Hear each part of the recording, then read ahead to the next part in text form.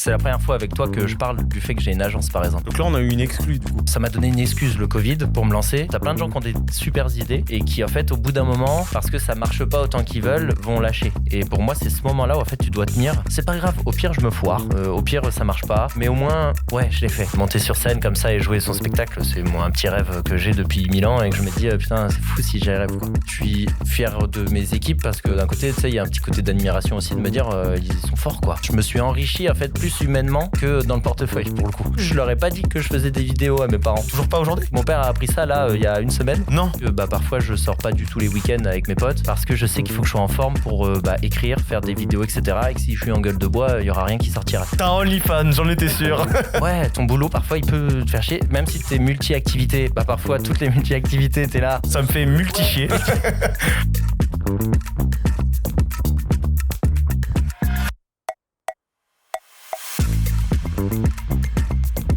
Le podcast Multi est soutenu par Pennylane, le seul outil qui réunit vos finances, votre compta et votre compte professionnel. Multi est également soutenu par HubSpot, la plateforme qui allie puissance et simplicité pour connecter vos données, vos équipes et vos clients afin d'accélérer votre croissance. Pour profiter d'offres exceptionnelles de nos partenaires, abonnez-vous à notre newsletter. Bienvenue dans Multi, le premier podcast qui donne la parole à des entrepreneurs multi-projets. Aujourd'hui, on accueille Antoine Magyar qui a 2 activités aujourd'hui. Une agence de communication et aussi une activité d'influenceur, on peut appeler ça comme ça? Ouais, influenceur, humoriste, saltimbanque, c'est ce que je préfère. Oui. En gros, je fais des vidéos sur les réseaux. Et puis, on va sortir un peu de la vidéo au bout d'un moment aussi. Donc, ok, super. Voilà. Bienvenue. Du coup, l'idée, c'est de donner la parole à des entrepreneurs multi-projets qui vont mettre en avant leurs réussites, leurs échecs, comment ils s'organisent pour gérer plusieurs activités. Du coup, est-ce que tu peux nous présenter tes différentes activités? La toute première, c'est Cossi. C'est une agence du coup de communication. On est passé par plein d'étapes pour l'agence. En fait, au tout départ, j'ai créé ça en 2017. Au tout départ, c'était un petit web magazine sur lequel on allait parler d'articles, on écrivait des articles sur tout ce qu'il y avait de bien à Paris. C'était un article qui s'appelait La curiosité positive en baseline. Et le but, c'était de partir du principe qu'il y a plein de choses bien autour de nous, donc on allait en parler. Et après, donc, on a commencé à bosser, on a commencé à écrire des articles aussi sur des restaurants. On a vu que moi, je suis issu dans mes études d'études de com. Donc, on a vu en fait que y avait un vrai besoin en communication des restaurants, par exemple. Donc, on a commencé à gérer en fait leurs réseaux sociaux. Donc, on a fait du social media. Le social media, du coup, nous a envoyé un peu vers la créa vers les sites, etc. Donc, le but de l'agence, c'était à la fin de répondre à tous les besoins en fait en communication de nos clients, qui n'était pas forcément le meilleur choix parce que quand tu fais plein de trucs, à la fin, tu le fais pas toujours bien.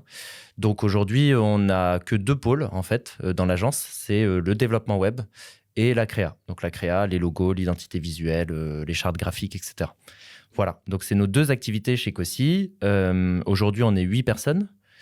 Donc ça paraît pas énorme, mais c'est quand même à gérer. Ils sont pas toujours super. Non, je rigole. C'est pas sympa, ils sont en train de nous filmer. non, j'ai une équipe incroyable pour le coup. Et en fait, en parallèle de ça, pendant le Covid, j'ai commencé à faire des petites vidéos un peu humoristiques sur TikTok au départ. Je savais pas que tu avais commencé pendant le Covid. Si. Parce qu'on se connaît un petit peu avec Antoine. Hein, donc ça fait. En fait, tu peux le dire, t'es mon expert comptable sur le Cossi. Ouais. Voilà, on se connaît un petit peu. Je lui demande de présenter pour que tout le monde sache ce qu'il fait, mais bon, je suis un petit peu au courant. Mais pas de tout, justement, parce que je savais pas que tu avais commencé pendant le Covid. Pendant qu'on gérait, vous, le Covid, pour écrire des choses pour vous, pour vos clients, en même temps, je faisais des petites vidéos sur TikTok. Je les avais lancées sur TikTok parce qu'en gros. Comme les gens me suivaient un peu sur Instagram, tu vois, que ce soit du coup mes potes ou des clients, il y avait ces cas qui me suivaient et je me suis dit au moins comme ça je passe discrètement, personne ne voit que je fais des vidéos et je les mets sur TikTok à peu près discrètement, quoi. Pourquoi discrètement? Parce que j'avais comme tu sais, c'est toujours ce truc où tu te sens pas légitime forcément ça faisait longtemps que moi j'avais envie de faire, tu vois, j'avais fait un peu de théâtre jeune, j'avais envie de me lancer. Ça m'a donné une excuse, le Covid, pour me lancer. Et en fait, j'assumais pas forcément. Tu sais, je fais des blagues un peu sur tout, sur le célibat, sur la vie, le féminisme, le sexe, les choses. Donc, quand t'as ça, en vrai, parfois, c'est pas toujours évident de dire après à tes clients, ouais, c'est moi. Là, ça, cette blague où après, j'ai fait un partenariat avec des sextoys, pas de problème. C'est vrai qu'au départ, tu t'essayes de scinder, mais aujourd'hui, c'est plus le cas du coup, parce que t'as quand même, entre guillemets, réussi sur Insta, parce que t'es passé quand même de 0 à 160 000, ce qui est énorme. Et du coup, aujourd'hui, tu peux le revendiquer, parce qu'en plus, ça apporte de la légitimité à toi qui a une agence de communication. C'est ça. Après, tu vois, je scinde. C'est la première fois avec toi que je parle du fait que j'ai une agence, par exemple, tu vois. D'accord. Parce que en fait, j'ai vraiment scindé les deux parties, parce que la première, c'était parce que j'étais pas forcément légitime, et puis quand ça a marché, les gens sont tombés sur les vidéos, donc au bout d'un moment, t'es un peu obligé d'assumer, tu vois, en disant si. Et puis là où t'as raison, c'est que le fait de prendre des abonnés, dans tous les cas, t'es légitime pour les gens, tu vois. C'est-à-dire que maintenant, quelqu'un tombe sur une de mes vidéos et voit il a 160 000, bizarrement, il va se dire, si, il est légitime, tu vois.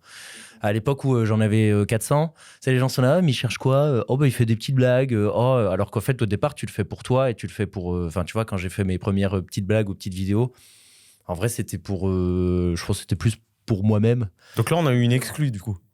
C'est la ça, communauté d'Antoine Officieux, parce que c'est comme ça que tu t'appelles sur Instagram, découvrira au travers de ce podcast que tu as aussi une agence de communication. Qu'en fait, tout était préparé depuis 3 ans et qu'en fait, en fait, c'est juste du payant. Non, mais je comprends en vrai, parce que moi, j'ai commencé les vidéos sur Instagram il n'y a pas longtemps, du coup. Et c'est vrai que moi, j'ai moins ce problème de légitimité, parce que les vidéos, elles sont sur ma profession. Donc, je suis expert comptable. Donc, oui, mais tu vois, tout le monde a toujours quand même un petit jugement. Tu vois, regarde, bien sûr, toi, je te vois passer dans tes équipes et tout le monde se dit, tiens, il y a l'influenceur, il y a l'influenceur, il y a machin, tu vois, tu fais ça parce que tu as envie au départ de donner des conseils, des choses, mais à la fin, tout le monde a toujours un petit jugement. Les gens, ils feront moins ça quand... Parce qu'il y a une mauvaise image aussi de cette création de contenu. Aujourd'hui, je te dis influenceur, mais c'est pas ça en fait, c'est plus tes créateurs de contenu. Ouais, c'est ça, exactement, c'est ça, parce que influenceur, t'influences, moi j'estime pas influencer qui que ce soit. C'est pas vraiment dans mes blagues sur le célibat que les gens vont se dire waouh, ça m'a donné envie. Je pense pas que quelqu'un t'influences quand même positivement, parce que t'as quand même une parole bienveillante et positive dans tes interventions sur Insta, tu vois. C'est plus d'envoyer du bon, tu vois, que pour moi c'est plus envoyer du bon que influencer vraiment les gens, tu vois. Moi je pars du principe que je fais des petites vidéos sur Instagram, et en fait je me dis il faut que ça apporte quelque chose à quelqu'un, tu vois. En gros, j'aime bien aussi, tu vois, un peu aller abîmer un peu les injonctions, tu vois, que ce soit les injonctions à être célibataire, à être toujours heureux. J'ai envie que quand les gens ils tombent sur la vidéo, tu vois, ils se disent juste, tiens, ça m'a fait du bien, ça m'a déculpabilisé, ça m'a tranquillisé, enfin voilà. Donc, cette partie-là, elle est, pour moi, elle est importante. Donc, mais le mot influenceur, je trouve que non, influenceur, c'est pour moi, tu te sens un peu plus influenceur quand tu fais un partenariat, par exemple, et que du coup les gens vont aller acheter le produit. Mais tu vois, ça pareil, j'essaye de me dire, j'ai pas envie de proposer aux gens des produits qui va pas vraiment leur servir. Donc beaucoup, parfois, tu vois, c'est pour ça par exemple que je dis oui toujours à toutes les marques de sextoy. Oui, parce que du coup, comme Antoine a une communauté de célibataires en majorité. Pas que, mais en majorité, mais oui. Parce que c'est quand même ton créneau, c'est quand même ça. Ouais. Du coup, forcément, il y a des sites de rencontres, des sites qui vendent des sextoys, etc., qui te contactent. Et aujourd'hui, on l'appelle l'homme aux 1000 sextoys. Non, on l'appelle pas comme ça. C'est un autre compte un peu chelou que j'ai créé à côté. Celui-là, je le montre pas à mes clients, par contre. Non, mais du coup, pour en revenir à tes multi-projets, puisque c'est l'objet de ce podcast, comment aujourd'hui tu t'organises, toi, pour gérer ces deux vies, en gros, qui sont quand même assez liées, parce que ça reste de la communication, mais qui sont quand même très, très différentes, parce que tu abordes pas les deux de la même façon, t'as pas la même population, c'est très différent. Donc, comment aujourd'hui tu fais pour t'y retrouver ? En fait, pour le coup, c'est vrai que c'est pas toujours évident, parce que même si tu te dis, ok, c'est sur le Instagram par exemple, donc en fait, c'est un peu le même métier que la com, mais en fait, mon métier aujourd'hui, il est de gérer des projets, gérer des équipes. Donc, c'est plus forcément tu vois, je crée pas forcément les contenus pour les clients. Donc, c'est deux trucs bien différents, et c'est surtout, en fait, ça te demande une organisation et d'arriver à couper aussi entre tes deux vies un peu, tu vois. C'est-à-dire que je peux pas tourner ma vidéo, faire une pause, répondre à mes équipes, gérer le truc. Enfin, tu vois, en gros, à la fin, tu te perds. Et Donc l'organisation, c'est le point clé, je pense. Ouais, pour moi, tu as l'organisation et tu as surtout d'arriver à te concentrer sur chaque projet à la fois, tu vois. Par exemple, tu vois, je sais que j'ai mes moments où je vais faire les vidéos. Tu vois, par exemple, c'est les mardis parce que je suis en TT. Donc, en gros, la pause du midi, elle est réservée aux vidéos. Et les dimanches. Tu vois. D'accord. En gros, j'ai 2 jours dans la semaine où je sais que je fais que ça. Le dimanche, c'est plus facile parce que je suis pas coupé par mes équipes ou par moi-même ou par les clients ou par tout ça. Et le mardi, en gros, je me dis juste en 2 heures. Alors, pourquoi le midi aussi? C'est que l'hiver, le problème aussi, c'est plus compliqué, bizarrement, de m'organiser l'hiver que l'été. Parce que l'été, quand je rentre du boulot, je peux faire des vidéos parce qu'il fait jour. Et que moi, j'utilise alors la que lumière l'hiver, du t'as jour. envie de te faire une raclette. Bah, C'était le mec qui a rien compris. et en fait, l'hiver, quand je mange que des raclettes en rentrant, du coup, ça, À 18h, je fais chauffer le fromage. je suis là, bah non, je vais pas tourner des vidéos, j'ai ma raclette. Non, mais en gros, ouais, comme le jour, il est beaucoup plus court, en fait, du coup, je rentre, il fait nuit, donc je peux pas tourner mes vidéos. Le matin, avant de partir, je peux pas tourner mes vidéos non plus parce qu'il fait nuit aussi. Donc, du coup, j'ai que le midi où, en fait, il fait et jour et voilà. Donc, normalement, l'été, je tourne toujours le soir. Je rentre du boulot, je me pose, je tourne mes vidéos, tu vois. Ok. Et après, je mange une raclette, même l'été. Et pour en revenir à ce que tu disais tout à l'heure, tu parlais d'un blog, tu as commencé par un magazine, c'est ça? Ouais, un magazine exactement. Que du coup, tu t'as dit que c'était pas forcément la bonne stratégie. Comment tu as vécu c'est quoi ça, tu considères ça comme un échec ou... Alors, j'ai pas vécu ça comme un échec parce que ça s'est fait un peu sur le long terme. On a commencé par le web magazine, on s'est dit génial, on va écrire des articles. On a eu des gens qui venaient, qui lisaient les articles. Mais en fait, j'ai aucune capacité commerciale dans ma vie globale. Donc, ce qui fait que du coup, bah, on n'avait pas de business model pour le web magazine. Donc, en fait, bah, très vite, on s'est rendu compte qu'on gagnait presque pas de sous. Tu vois, on a dû vendre peut-être une fois un article un peu sponsorisé à 30 €. Par contre, on était invité partout. Donc, c'est vrai que même pour soi, c'était incroyable. On était invité dans les avant-premières, les projections presse, les concerts, tout ça. Donc, en fait, on avait accès à Paris gratuitement, ce qui était assez marrant. Mais par contre, on gagnait pas de sous, nous, tu vois. D'accord. Donc, comme on était jeunes... T'as passé des bons moments, quoi. Ouais, c'était incroyable. En vrai, c'était vraiment T'as incroyable. développé aussi un réseau, je pense. Ouais, on a développé le réseau, on a rencontré plein de monde super intéressant. J'ai fait des interviews avec des artistes, avec des restaurateurs, avec plein de monde. Je me suis enrichi, en fait, plus humainement, tu vois, que dans le portefeuille, pour le coup. D'accord. Seulement ça a une limite. C'est qu'à un moment, bah, il faut aussi pouvoir gagner un peu ta vie. Et quand tu as un média, c'est pas si évident si derrière t'as pas des gens qui peuvent tu vois donner de l'argent. T'as beaucoup de mécénat dans les médias généralement, tu vois, Et ou des investisseurs. justement, dans les médias, ça me semble compliqué de réussir à développer une communauté importante dans le média. C'est quoi la clé? Pour développer une communauté Ouais, que ce soit dans le média type magazine comme tu as pu le faire une première fois, ou même là, comme tu le fais à titre perso. Parce que... bah, ça va paraître, j'allais vraiment répondre l'honnêteté, mais parce que si ça paraît vraiment... Ouais, c'est le gars qui... Là, on va se faire chier, là. L'honnêteté, avant tout, c'est d'être très honnête dans tes contenus. Non, en gros, le but, c'est... en fait, oui, quand je dis honnêteté, c'est déjà de croire un peu en ce que tu fais, parce qu'il n'y aura personne d'autre au début. Au tout départ, c'est de te dire... ok, il faut que je croie en ce que je vais dire et faire des choses que toi, tu aimes et où tu te dis, ok...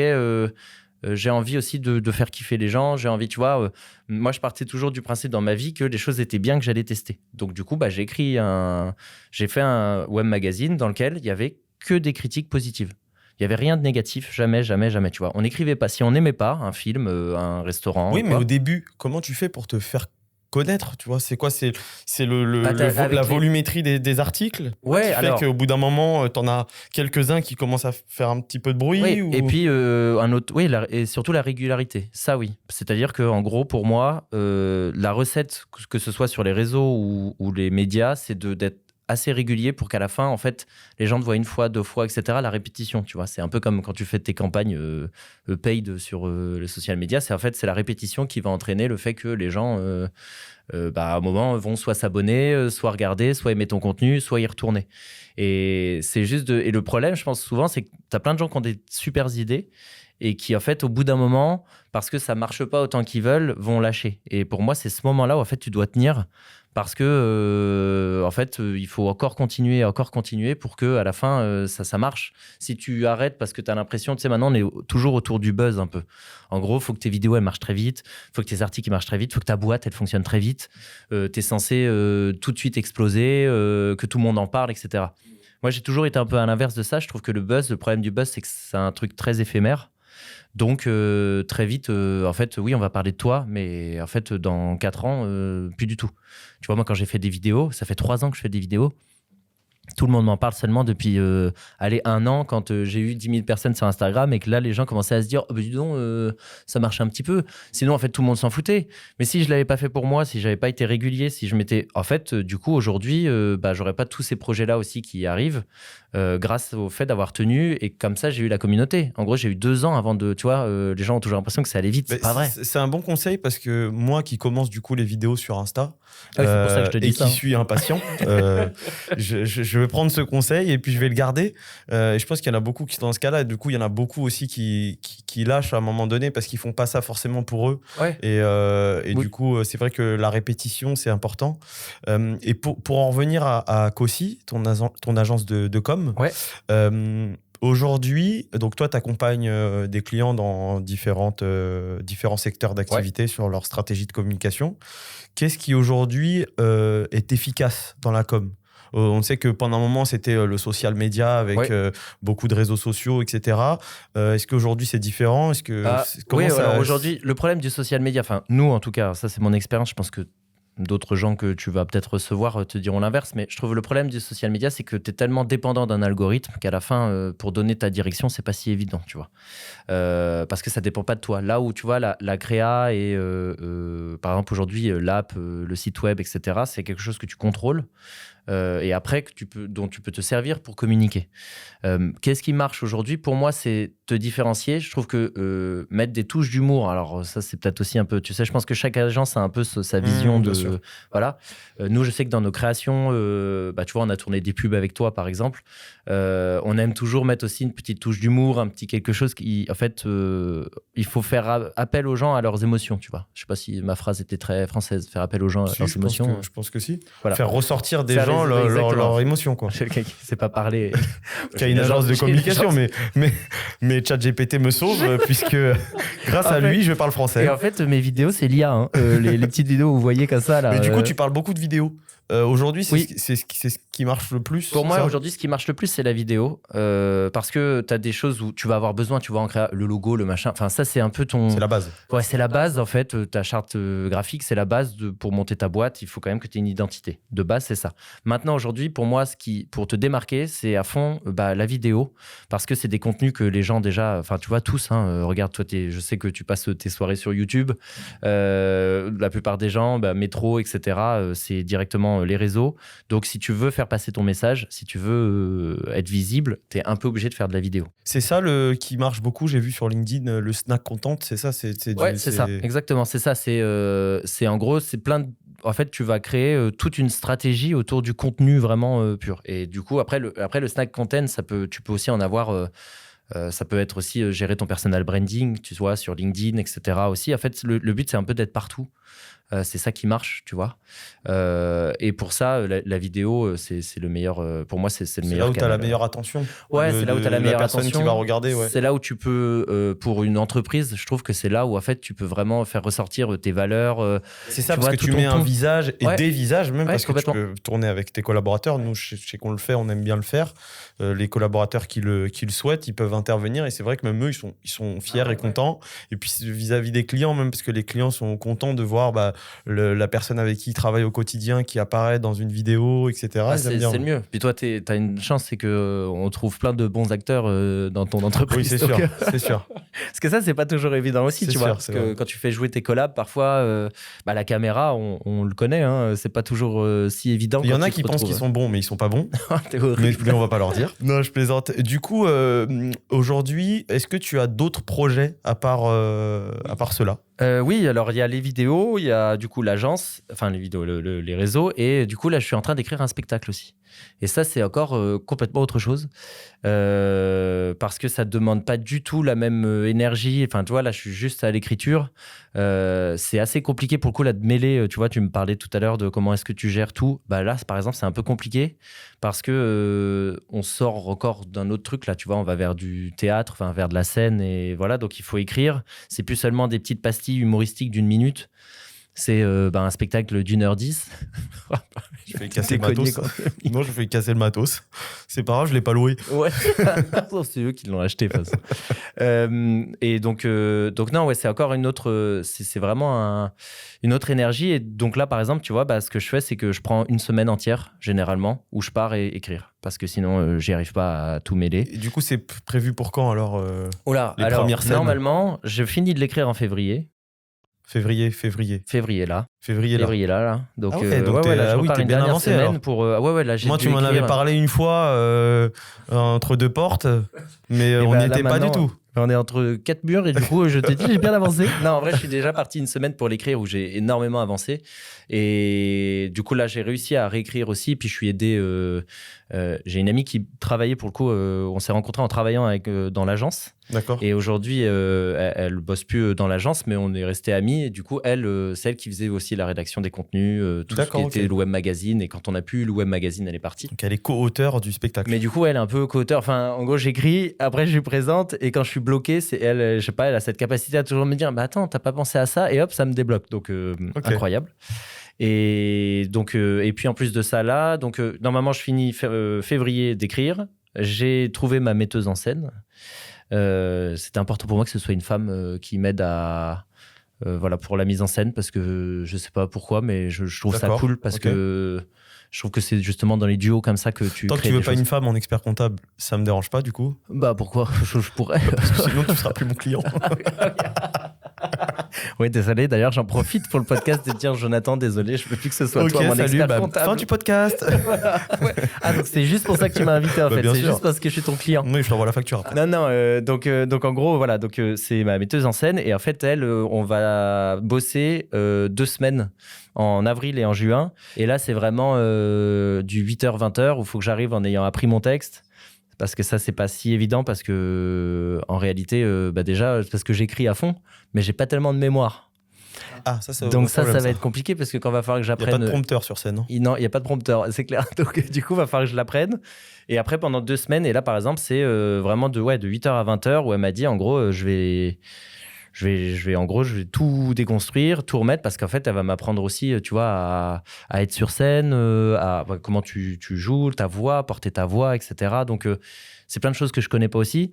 Du coup, forcément, ça m'excite un peu de me dire, je vais rentrer dans un nouvel univers. Et puis aussi, je réalise un rêve de gamin, tu vois. Bien sûr. Parce que monter sur scène comme ça et jouer son spectacle, c'est un petit rêve que j'ai depuis 1000 ans. Et que je me dis, putain, c'est fou si j'y rêve, quoi. Du coup, ce que je voulais te demander aussi, c'est comment tu fais, parce que t'es un peu partout du coup à la fois. C'est aussi mon cas, donc c'est pour ça que ce podcast il s'appelle Multi. C'est pour faire intervenir que des entrepreneurs multi-projets comme moi je le suis. Est-ce qu'il y a un moment donné, tu dois du coup donner de la confiance à tes équipes pour pouvoir te détacher un peu de ton travail d'agence qui prend, je pense, la majorité de ton temps aujourd'hui? En vrai, tu vois, je ferais pas tout ça si je pense que j'avais pas une équipe aussi incroyable qui peut gérer des choses, et puis surtout ils sont meilleurs que moi dans leur domaine, tu vois. C'est-à-dire qu'aujourd'hui, avec les pôles, etc., j'ai que des gens qui sont extrêmement fort et puis en plus de ça bienveillant, et enfin tu vois, en gros j'ai donné toutes mes valeurs et eux maintenant ils portent vraiment chacun leur pôle incroyablement bien. T'as des hommes clés qui font que tu peux toi détacher du temps sur d'autres C'est projets. ça, exactement. Et en fait sans ça en fait je pense que tu peux pas, parce C'est que à faire 14 000 trucs, à la fin, tu vas être bon nulle part, tu vois. Donc, je pense qu'il faut savoir faire confiance. Il faut t'entourer des bonnes personnes, ça toujours. C'est pas toujours évident, d'ailleurs, d'arriver à t'entourer des bonnes personnes. Mais là, je crois qu'on est en train de bien réussir, en tout cas chez Ecossi. Et en fait, c'est en leur faisant confiance et que toi, du coup, ça te permet aussi de pouvoir faire tes projets. Donc, de pas non plus être frustré de pas pouvoir les faire. Et donc aussi être peut-être meilleur quand tu reviens bosser aussi dans l'agence, tu vois. Donc voilà, après aujourd'hui, c'est sûr que quand tu auras le spectacle, par exemple, je ne ferai pas qu'aussi le matin et le spectacle le soir, parce que sinon, en vrai, c'est burn-out assuré. Donc sur scène, je vais bugger et je vais rien dire. Et puis quand j'arriverai à l'agence, je ferai pareil et je serai mauvais, parce que je vais pas les guider bien comme il faut, tu vois. Mais justement, est-ce tu t'es déjà posé la question et te dire, tiens, je vais me projeter, donc ta vision à, je sais pas, à 2, 3, 5 ans, 10 ans, j'en sais rien. Si à un moment donné, tu dois faire des choix de vie pro, est-ce que tu te verrais du coup arrêter l'une ou l'autre de tes activités, ou tu penses que ça restera toujours possible de... Pour moi, c'est toujours possible d'avoir, et puis il y aura peut-être d'autres projets aussi, tu vois. Enfin, je sais que je veux peut-être écrire une web-série, un machin. Enfin, en fait, il y a plein de choses. Après, c'est aussi parfois d'essayer de mêler, tu vois. On fait de la vidéo à l'agence. Le but, c'est peut-être aussi parfois de se dire, ok, par exemple, j'ai envie d'avoir des projets vidéo. Pourquoi pas monter une petite structure de prod dans l'agence, parce que comme ça, tu vois, le pôle vidéo peut bosser avec toi sur tes projets perso, l'argent il rentre chez tout le monde, tu vois, et donc du coup c'est assez cool, et ça me permet, tu vois, de recréer des liens entre les différentes soit entreprises, soit projets. Et je trouve que c'est ça qui est intéressant, c'est quand tu sais, je sais que tu le fais aussi ça pour le coup, mais c'est de mélanger tes projets pour que à la fin aussi, en fait, ils se rejoignent, et toi dans ta tête, parfois ça se connecte beaucoup plus facilement.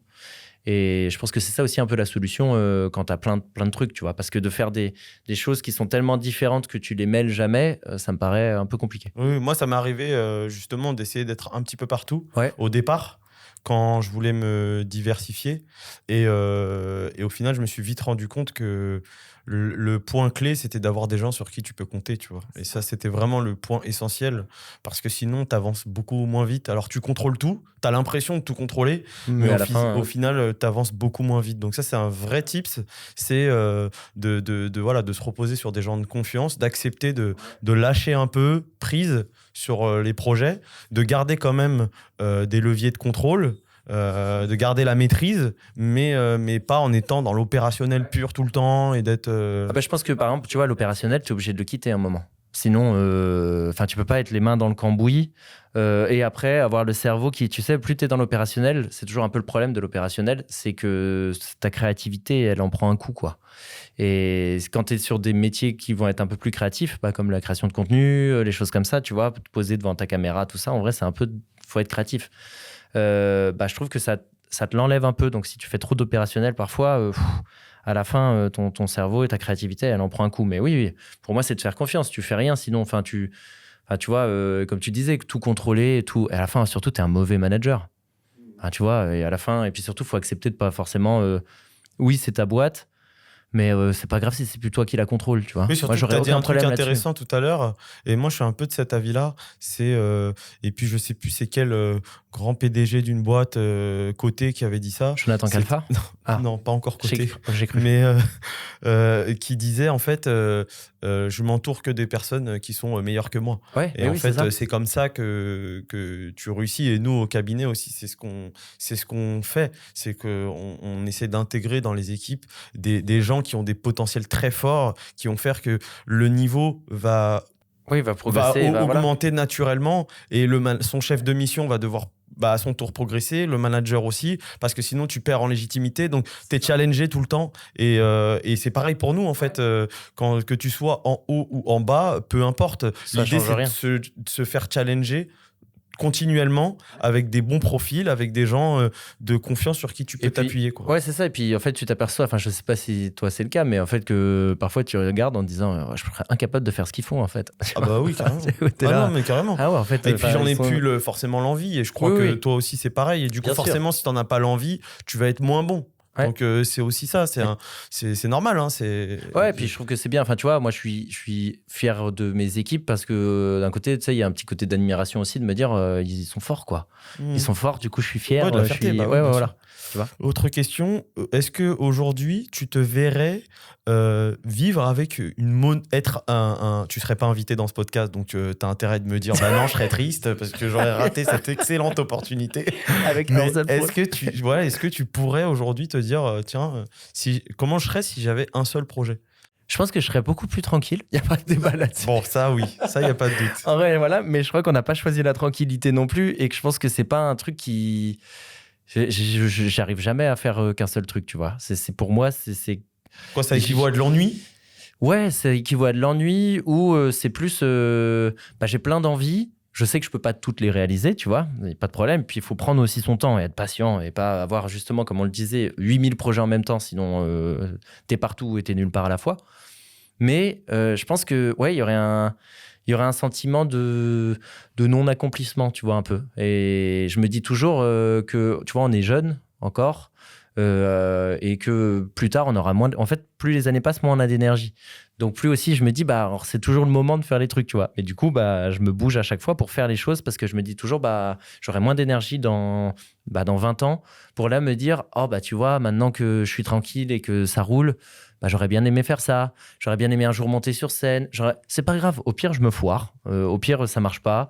Au pire, mais au moins, ouais, je l'ai fait. Tu vas au bout des choses, tu t'accomplis et. Oui, puis je suis excité. Mais c'est pas la monotonie de te dire si j'ai qu'un seul projet, si je vais me lasser, ça va être monotone. C'est pas forcément ça qui te guide dans le. Parce que je trouve que tu peux avoir un seul projet, être bien concentré, être bien. Et puis surtout, en fait, là, nous, on parle de projets professionnel, mais en fait tu peux avoir des projets personnels incroyables, tu vois, par exemple fonder une famille. Moi j'ai des potes, en gros ils s'en foutent royalement de leur boulot, d'avoir 14 000 trucs, ils ont leur boulot, c'est bien, mais eux par exemple ils veulent avoir une famille, passer des moments, tu vois, voir grandir leurs gosses sans être partout tout le temps, etc. Donc en fait je trouve que tes projets, tu vois, être multi-projet, au final tout le monde l'est peut-être un peu, tu vois, donc c'est juste t'as des projets personnels, des projets pro.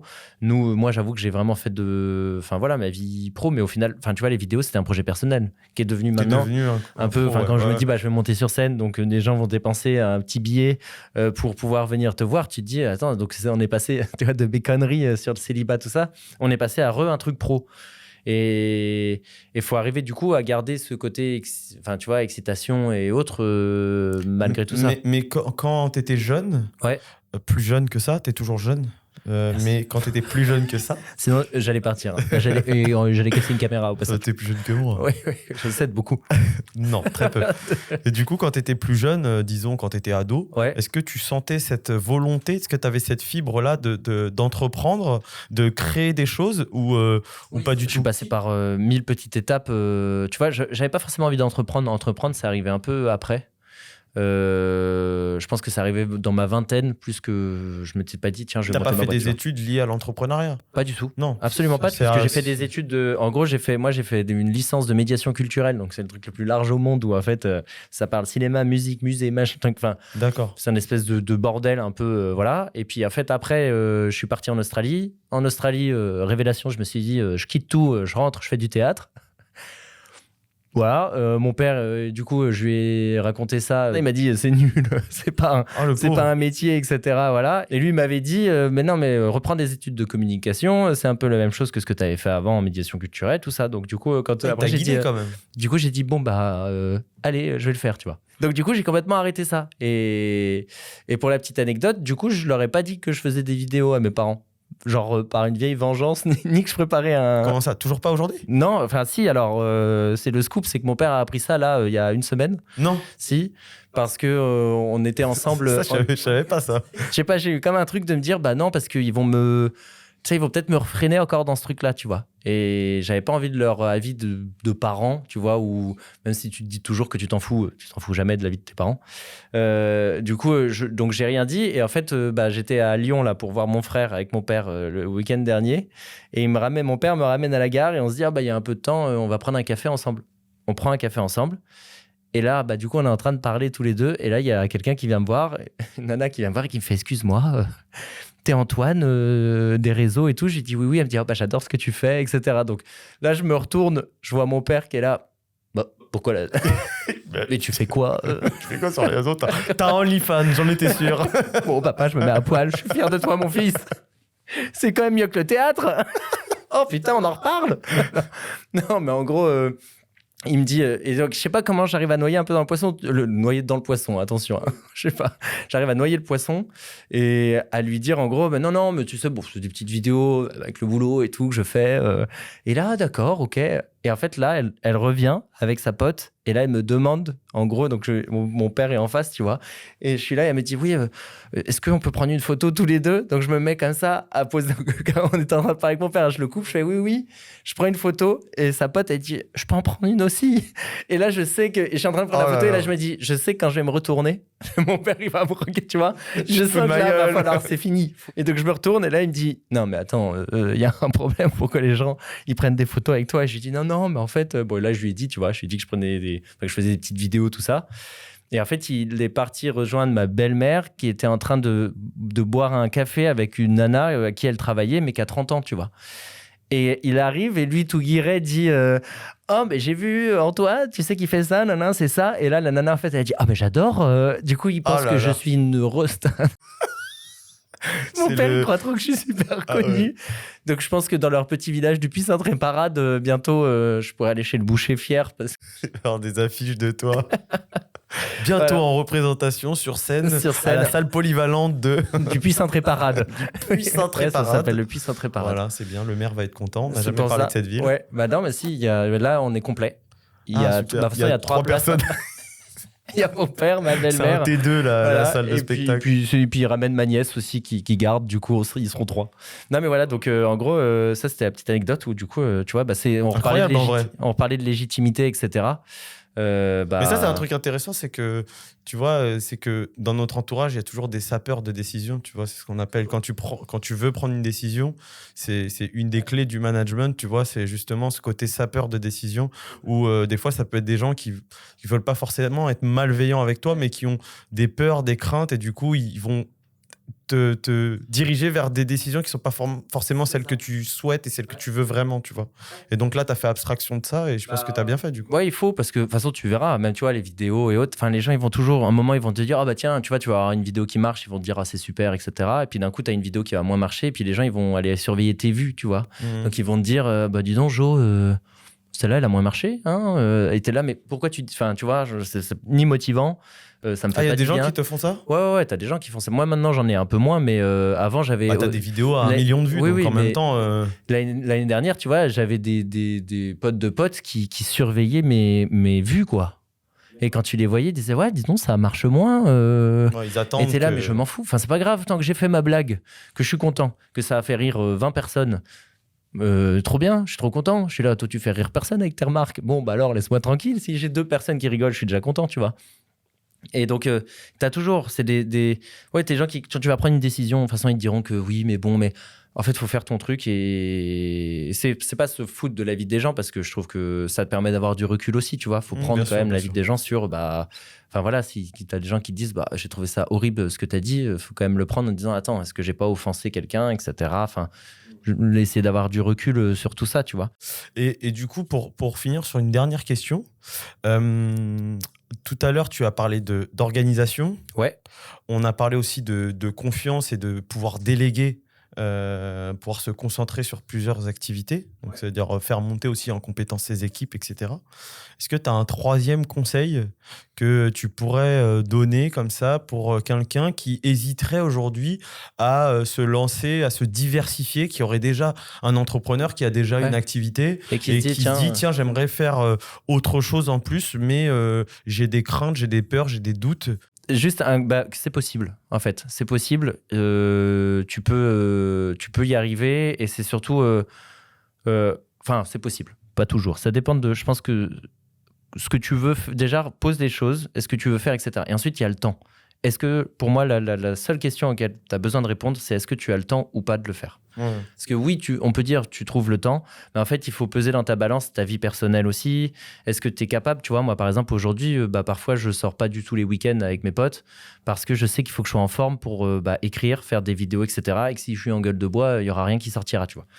Tu as des concessions et des choix à faire. En fait, tu as des concessions, des choix à faire. Tu poses ton truc et surtout, si tu es vraiment motivé, bizarrement, les concessions, tu les feras, mais sans que ce soit une lourdeur. C'est comme au tu vois ce sport, que je veux dire ? on dit que... Je connais pas ça. Alors, merci j'ai Jonathan, à toi en vu une tout de tes cas. stories l'autre fois où tu avais trouvé ton short de sport Oui. et tu as dit, voilà, j'ai trouvé mon short de sport, mon activité sportive est terminée, je peux C'est le ça. ranger. En vrai, tu vois, voilà, chacun ses trucs. Donc non, au sport, en fait, souvent les gens parlent de motivation. Ils disent je suis pas motivé aujourd'hui, etc. Ouais. Et en fait, il y a une notion qui est importante, c'est qu'en fait, la motivation, c'est pas ce qui doit te guider, c'est la discipline qui doit te guider. En fait, toi, c'est un petit peu ce que tu dis là, c'est que si tu es discipliné, en fait, la motivation, tu t'en fous, tu vois. Que tu sois motivé ou que tu sois pas motivé, ça doit pas être une raison de faire ou de pas faire. Je suis discipliné, j'ai un cadre, j'ai un planning, comme tu as dit tout à l'heure, le mardi, le dimanche, tu sais, tu vois, quand tu prends une semaine de congé pour aller écrire ton spectacle, tu vois, les choses sont carrées, c'est cadré, et au moins, tu sais que tu es discipliné là-dessus, tu vas faire les choses. Voilà. Et donc, c'est pas une histoire de motivation, c'est vraiment une histoire de discipline. Complètement. Et en fait, quand tu as la volonté, et que surtout, en fait, il y a quelque chose en toi qui te porte, ou tu vois, genre, tu te sens à fond dans quelque chose. Ouais, en fait, rien tu verras jamais négativement le fait de, tu vois, comme là, je pars une semaine, au final, ça va être mes congés. Je pars pas au bord de la mer, tu vois, ou à l'autre bout pour me détendre et faire la fête. Non, je vais écrire, je vais m'enfermer, je vais machin, mais parce que le kiff, il est incroyable, tu vois. Et que... Toi, tu prends du plaisir à faire ouais, ce que tu plaisir. aimes. C'est ça aussi. Et si tu prends du plaisir et autres, tout le travail, parce que parfois, enfin, tu vois, moi, je suis pas totalement toujours d'accord avec le fait de dire que, en gros, tu sais, aime ton travail et tu ne travailleras pas un jour de ta vie. Non, c'est pas vrai. Moi, je trouve que ça, c'est pas vrai.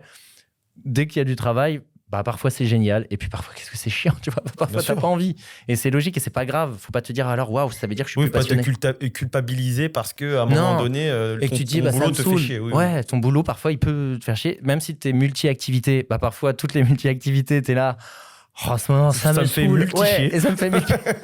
Voilà. C'est ça, et en fait c'est pas grave, et c'est juste tant qu'en fait derrière à la fin tu te dis en fait ma vie telle qu'elle est là aujourd'hui me convient, ouais. C'est tout ce qui compte. Bon, voilà. Super. Bon, on va finir là-dessus. Un beau message bienveillant et positif comme dans tes vidéos, tu vois. Ouais, on a été bon. C'est juste parce que je suis en podcast, sinon je suis un gros canard.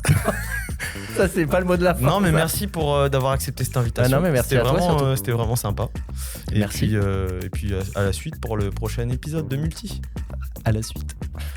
Ah, j'ai dit à la suite. À la suite pour le prochain épisode. À bientôt pour le prochain épisode de Multi.